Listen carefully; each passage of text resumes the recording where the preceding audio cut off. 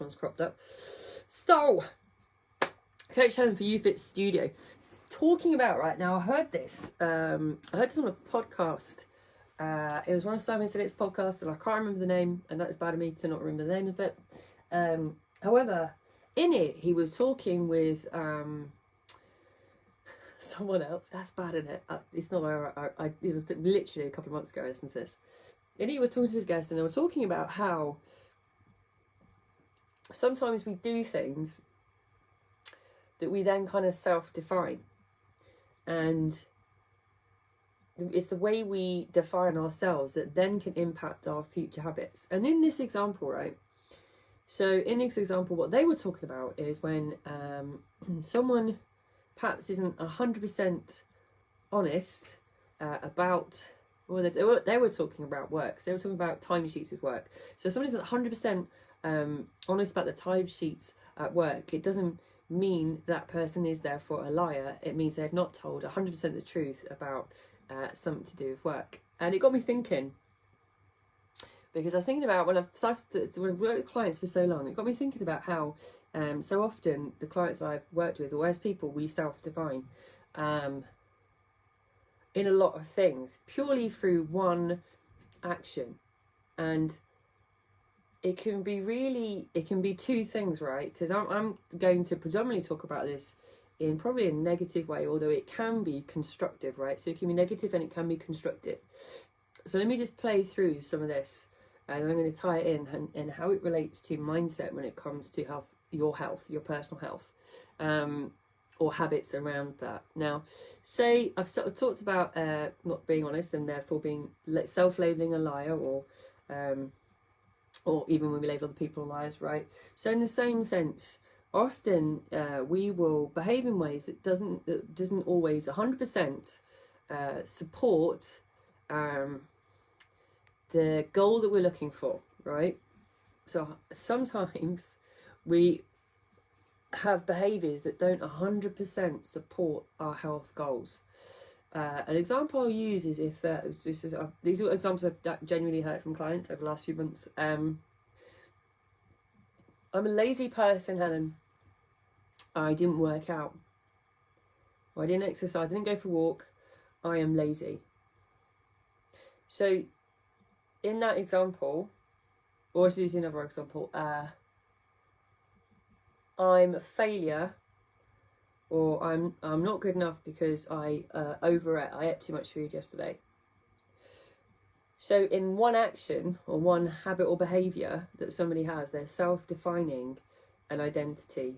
For example, being a failure is a bit of a bad example, actually. That certainly being lazy is a characteristic that somebody's labelled through one action or one failure to do a habit or an action, right? So we can self-define in such strong ways. And often when I hear it from people, when we say it to ourselves, it's often in a very detrimental way. It's often a way of actually telling ourselves off that we didn't do something towards a habit, and therefore we label ourselves. Now, is it the reality that, the conversation I had with a client the other day was, is it the reality that we want to be 100% honest people all the time? A lot of us, I'm just imagining, a lot of us would like to think we're honest and genuine people, and that's who we are. Now, have we all 100% all the time been 100% honest in every situation? I haven't. I mean, that's like, if anybody asks me, does my bum look big in this? Yeah, that's a classic example, right? Have we always 100% been entirely honest, or have we sometimes held back some of the truth to avoid something else, right? Now, in the same sense, we don't also call ourselves all liars in every situation when you haven't been 100% honest. Certainly if it wasn't looking great on their arse, right? We won't say, well, I'm a liar now. I am a liar. We just say, that's still a little white lie, right? Now take that, and now, if you're one of these people, apply that therefore to some of our behaviours when we don't achieve the things we're looking for, we don't do the habits we're looking for to be healthier or to lose weight, etc., whatever the goal is. Is it, if I use the same example, is somebody lazy because they didn't do that workout on that day, does that make them a thoroughly defining as an identity a lazy person? No, right? And yet we do this quite often. Does it make somebody not good enough or a failure if they happen to eat more food than they plan to on a particular day? No, as long as we don't self-label that we are. And the thing is if we attach this language often enough, it does actually become a person's identity. So I'm going to stick with the same example because it's just easier, right? So stick the same example of someone defining themselves as lazy because they missed their workout session, right? Now, from my experience, they're going to feel guilty. They're going to feel you're going to feel like it's let themselves down as well, right? And then what will happen is, say, well, I was lazy. I was feeling lazy. I was being lazy. I was lazy. Hey, Krishna, I was lazy. I was being lazy. I didn't do it, Helen. I didn't do it. I felt I was being lazy. Now, does that become self-fulfilling over a period of time if the client uses the same language to themselves and to others for reasons why they don't do things? In my experience, yes, it does. So if same client, I haven't given client a name, just saying in the situation, if the same client continues to miss a session, they'll continue to attach on the same language in their own head. It's because I'm lazy. I didn't do it because I'm lazy. It becomes just I don't really use the word. It becomes a self-fulfilling story. It is a story that a person will tell themselves. However, you actually become that thing over time if you keep telling yourself that is who you are.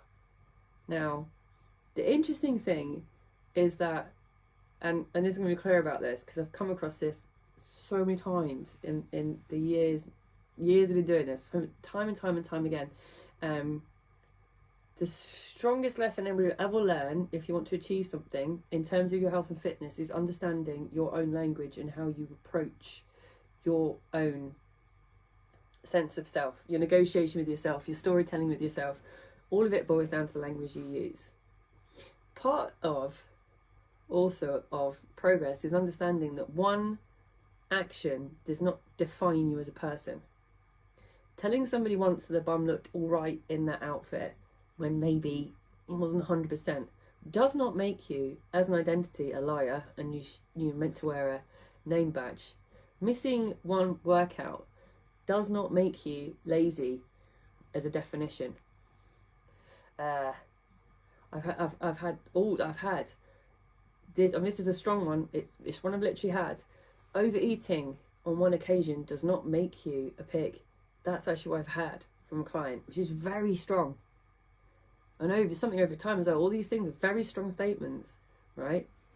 That does not make any action on one occasion, does not create your identity. It isn't who you are because of one occasion, right? It doesn't define, one behaviour doesn't define an entire identity unless you nurture it, right? Unless you grow it yourself, unless you really, really bring it to heart and make it the reason on every future occasion that something happens, then it's an issue, and then it does become almost self-fulfilling. It does become who you are to some degree. One occasion, first occasion, or even to argue any occasion after that, does not make you identity. What happens is it then becomes something you do because that's who you are. Another fantastic example of this, by the way, not to do with health and fitness, but to do with a real life example of this, is we'll call him a friend of a friend. A friend of a friend has a little girl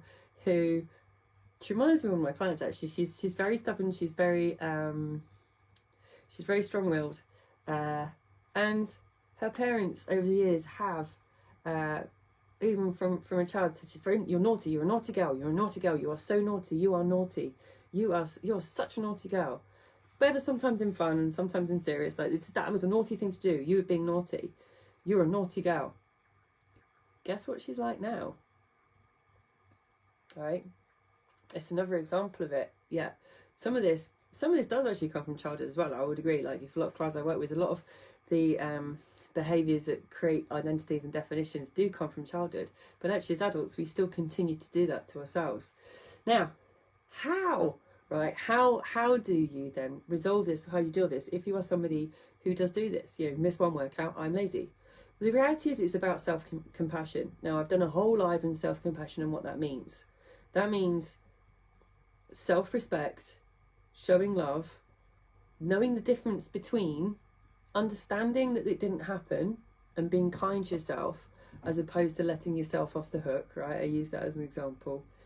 Understanding that it's a work in progress, not perfection, and that there's no extremes, like I didn't do a workout, I'm lazy, or I did a workout, I was an athlete, right? There's just that space in the middle, right? Now, really, self-compassion is a massive thing, right? I would say this, it's very rare, I've just made a joke of it, it's very rare in life, if I come to think of it, that we generally as people do something that does actually build towards a habit and create fantastic identities, positive fantastic identities within our own heads.